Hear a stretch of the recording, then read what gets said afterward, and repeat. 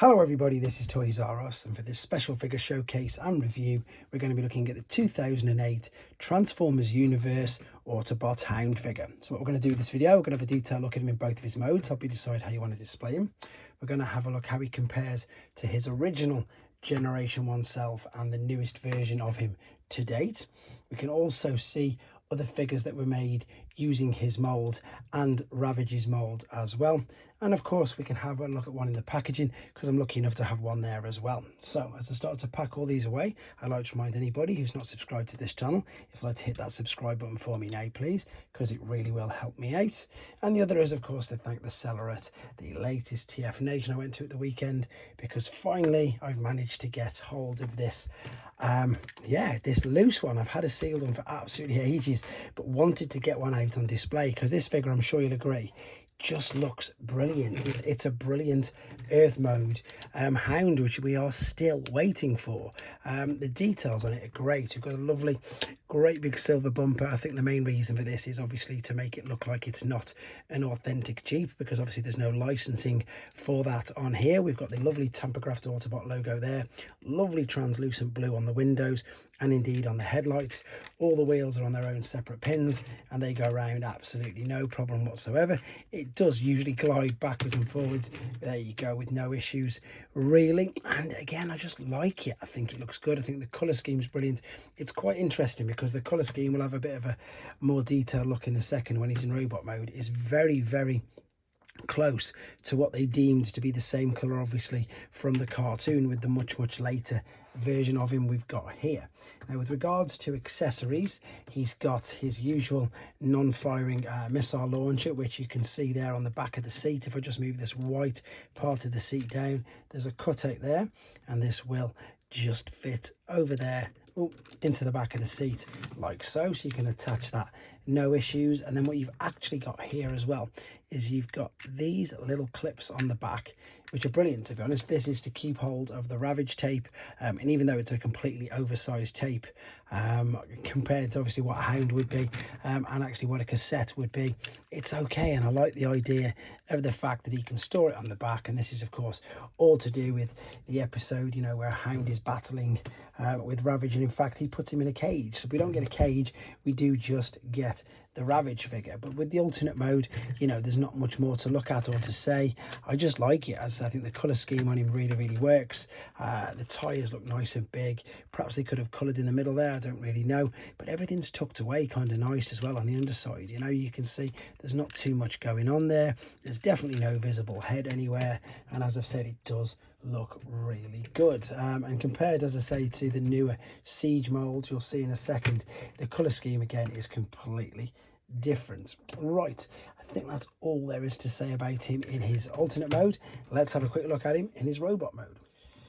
Okay everybody, we're back, and as you can see he's already in his alternate mode. Quick apologies for no transformation process on this video. The main reason is to keep the length of this video down, and the other is because I've uploaded a separate tutorial video, so if you do want to see the transformation process you can, and if you don't, obviously you don't have to. So the robot himself, to be honest, I do really like. Again, bearing in mind this is 2008, so it's now a 15-year-old figure itself.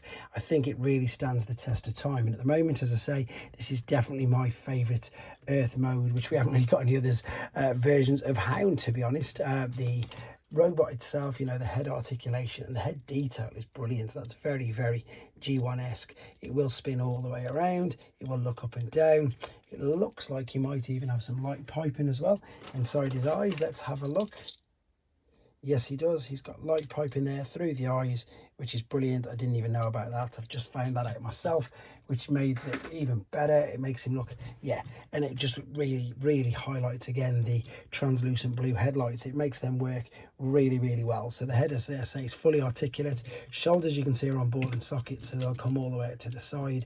They'll go all the way around as well, completely unrestricted, because you can move these wheels. You can have them however you want them, to be honest. If you want them like that, you can, but let's be honest, we've never really seen Hound like that. It'd be interesting actually to see on the back just exactly.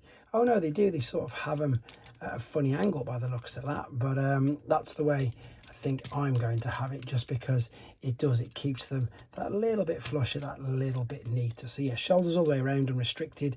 There is a swivel underneath it. There's unfortunately no there is a bicep obviously bend, but there's no wrist swivel, because as you can see, that unfortunately there is a gap there, and that's where the fists just fold in. Now again, unfortunately, there's no waist swivel. However, the hips, as you can see, are on ball and socket, so they'll go all the way around and all the way back.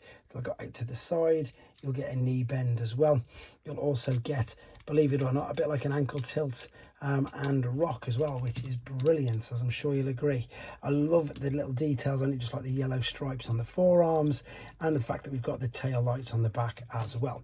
Most of the gaps are covered up, to be honest. This can sometimes come up a little bit higher, but this clever gap cover with the seats there, you can see, is where this figure really works. Now you've got two choices with this. You can either pop that in his hand and he could wield it around in his hand like so, which, let's be honest, we've never seen Hound do that at all, ever. So what you can do, and to be honest, you are probably now going to have to move, let's have a look at this, move the wheel just a little bit out of the way to get that to tuck underneath there. So yeah, ever such yeah, just a little bit, and that's obviously how we are far more accustomed to seeing Hound. Now before we do a few more Hound comparisons, I just wanted to show you the Ravage cassette. So this is the new one, and this is the, of course, original one. So they're the same sort of size, but of course the thickness on the newer one is much bigger, so it wouldn't fit into your traditional Soundwave or Blaster. And the transformation process for these I'm going to show you, because it's super quick, won't take too long, and again won't hold the video.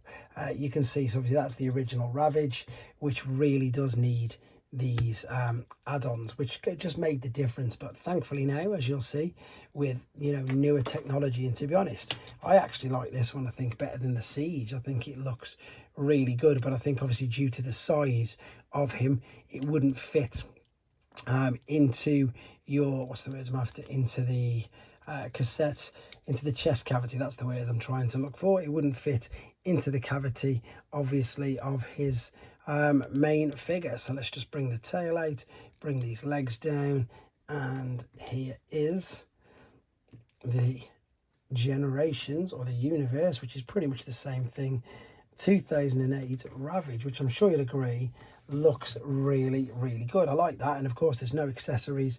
You could probably pop some on the side, to be honest, and I'm sure it would look okay. A little bit of an upgrade to this guy, obviously. In fact, obviously huge upgrades. And in fact, while we're talking of huge upgrades to a figure, we've got to obviously do this. We've got to bring in the original, which of course is a much darker green. We've got chrome on it, and again, this is where you remember how small the original Hound is. And then before we bring in the Siege one, we might as well bring in one of the latest. So this is his newest version, which is just, of course, a redeco of the original G1 figure, which you can see again is a color scheme very close to the one that we've got there, in all honesty, and I think that they do look good together. But at the moment, at the time, as I say, making this video, there is the Siege version of Hound, which is much darker, and of course the alternate mode is completely different. Right, one more other, sorry, not comparison, I suppose, similarity is the other use of the mold, which was Turbo Master for, it was either BotCon or one of the convention things. I think it was BotCon. Wow, that's stiff. These figures always scare me, so I'm just going to leave that like that for now, because knowing my luck, I will damage it. And there was a shattered glass Ravage, funnily enough, that came with that particular figure. So with regards to some of today's figures, here he is next to a core class figure, so he still towers way above them. With regards to a deluxe figure, he's a little bit bigger, which I'm sure you probably know. Most of the original figures a few years back, all the deluxes were a little bit bigger, etc. Figures they've shrunk a little, but that's due to scaling mainly. If you don't collect any of these and you collect third-party figures, he's bigger than them, obviously, as well. There's your New Age and indeed your Magic Square. Right, last few things to say about this guy, because I just want to show you, I say, in a little bit more detail, because I really do think that he looks great. And let's have a look at the packaging then. So we've got the 2-in-1. We've got the bit there where I showed you where you put the tape on the back. It doesn't really say anything, it just says hologram projection at the top. We've got some stock image of him there, and then obviously he's packaged, as I say, in the alternate mode. Hologram projector they're calling it, rather than a missile launcher, to be honest. So yeah, it probably should be maybe in his hands, who knows. But I'm going to pretty much wrap this video up there. I can't wait to get an updated version, maybe not of this one, as I say, of an actual earth mode hound, but in the meantime this guy is definitely going to more than suffice. It's taken me so many years to get a loose one, and there we go. Let me know what you think of him in the comments. Do you think he's good? Do you think there's much more improvements that we could do? We have seen an image, but it's yet to have been confirmed, obviously, of the newer version. But as I said, I'm more than happy with this, guys. Let me know what you think as well in the comments. Take care.